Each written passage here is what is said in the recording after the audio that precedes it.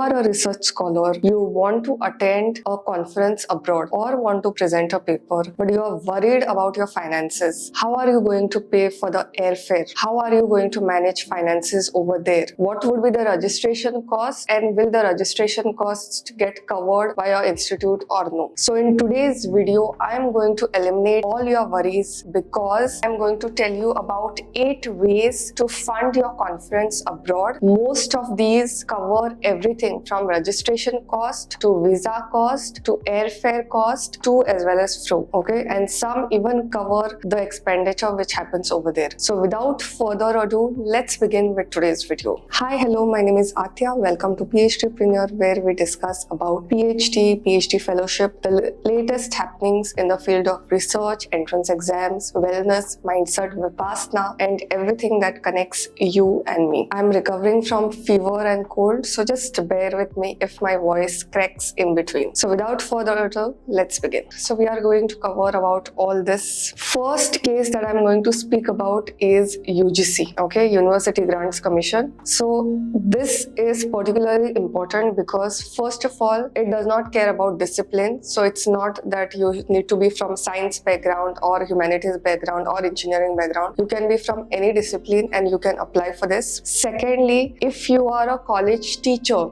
okay, I mean to say you are assistant professor, lecturer, or anywhere teaching in college at any position, whether it's contract or permanent, still you can apply for this. Thirdly, your airfare, registration cost and visa cost go covered. So this is one of the most important thing that you can keep in mind. The way to apply this is offline. It works based on reimbursement model. Okay, so all the fellowships that I'm going to speak about now, all the 8 ones, they work on reimbursement model. That means first you pay, then you submit the bills, and then you get the payment back from the funding agency, whichever that you choose. Okay, and for this you have to remember that 60 days prior to conference you need to be applying for this. Okay, so say suppose the conference is on December 1st, then by October 1st your application should be reaching there. So for that to happen, you need to be having the acceptance from the conference. So all these fellowships that I'm going to speak about, okay, whether I say it in that particular segment or no, just remember that it works on reimbursement model. And secondly, you have to apply well in advance. Okay, it's not that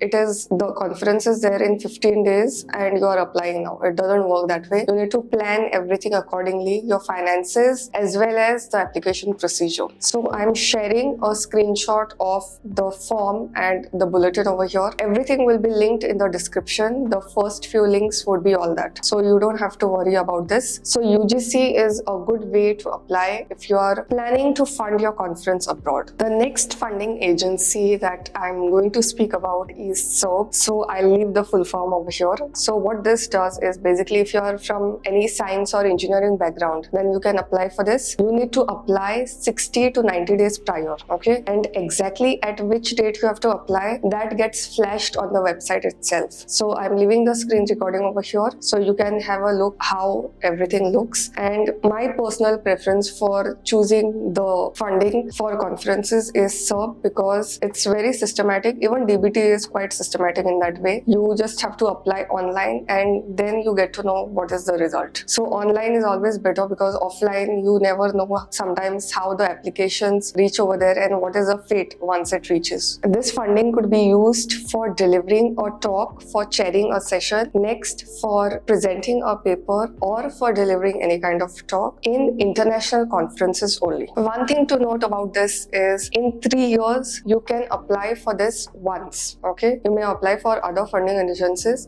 but for this SERB you can apply once in 3 years. So if you're applying, make sure that you have not availed this particular scheme in recently. Secondly, registration costs, if they are more than 50,000, till 50,000 they will be reimbursed. Thirdly, the taxi fare which is there, once you reach that place and if you are taking taxi or any kind of cab for that won't be reimbursed over here. Here the reimbursement would be airfare, your registration costs, and and visa. Also, do remember that within 90 days of the conference, you have to submit the bill and claim this funding. Okay, so whatever bills you are generating, make sure that you keep it with yourself so it doesn't get lost and you are able to claim for this funding easily. The next funding to apply for is DBT. Okay, so DBT is also one of the most common sought after funding for the conferences abroad, and it covers airfare. I don't see any mention of registration fee or visa cost being covered on their website, but still I will check again and let you know. But as far as the information that I have now, it covers 100%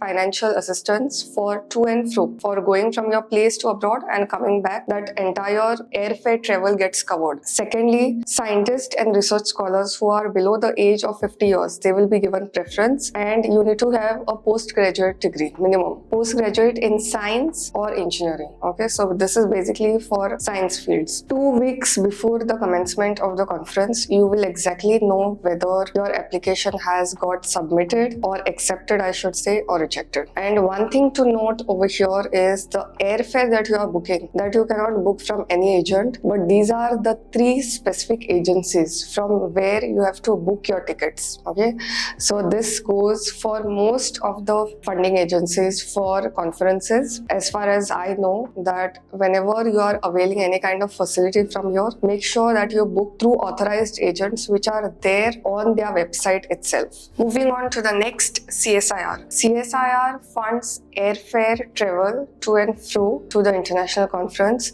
There is no mention of visa or registration cost being covered. You have to apply 60 days in advance, and it's based on reimbursement model. One thing to note over here in this case is you should be having a published paper in a journal. Okay, that is one criteria which they have mentioned over here. The candidate is supposed to attend the entire conference, and one thing to note is this process is offline. Moving on to the next agency, which is ICMR. ICMR interestingly funds your visa, registration cost, and your travel to and fro. Okay, the process to apply over here is offline, and you have to apply 60 days in advance. So this is not just for presenting a paper, but also for delivering a talk, for chairing a session, etc. One thing to note over here is the total cost which will be refunded or which will be given to you is 1,50,000. So if you have bills which go above, then they may not get a refund. Here the applicant should have a valid published paper, and they should not have availed this fellowship in past 3 years. NBHM is another funding agency which covers your airfare and your visa. There is no mention of registration cost, and also it does not cover any living expenses, the expenses which you are going to make over there. The mode of application is offline, and you have to apply 90 days in advance. This travel grant also covers health insurance as well as visa fees. The next funding agency that you can apply for international conferences abroad is INSA. Here partial assistance will be given for young researchers. Now they have not mentioned what would be partial assistance, whether it would be 50%, 40%, 60%. That is not really mentioned. It says that it provides partial financial assistance to Indian scientists for attending international scientific conferences abroad, scientists who have been invited to give a talk or their papers have got accepted for presentation. They have also mentioned about partial financial assistance for maintenance allowance for this period. Now exactly what is maintenance allowance, that I'm also not sure, so if you are aware of it, comment down below. And the application mode is offline. The next thing that you can apply is AICTE. Now this is interesting because this gives financial assistance not just to research scholars but also bachelor's and master's students. So if you fall in these categories and you are trying or planning for an abroad trip, for a conference or for a workshop, then you can definitely apply for this. This gives a partial travel assistance and registration fees. So your airfare, registration and visa, there will be partial financial assistance. What is partial? That is not yet mentioned over here. Registration fee and visa fee will be given 100% reimbursement reimbursement. If there is travel insurance, then up to 5,000 will be reimbursed. When it comes to airfare, 50% travel fee will be reimbursed. When it comes to travel fare, 50% of it would be reimbursed. If you are using train for travel, then AC class 2 would be reimbursed. Here there is a cap of 1 lakh. So the total reimbursement for each person would be maximum 1 lakh. I hope you have found today's video useful, because as research scholars, as somebody who is into higher education, we sometimes really need to worry about expenses when it comes to abroad trips or international trips, and these funding agencies can really save your time as well as your money. So if you have any doubts, get back to me in the comments. If you want more videos, then let me know in the comments as well. Till the next time, bye.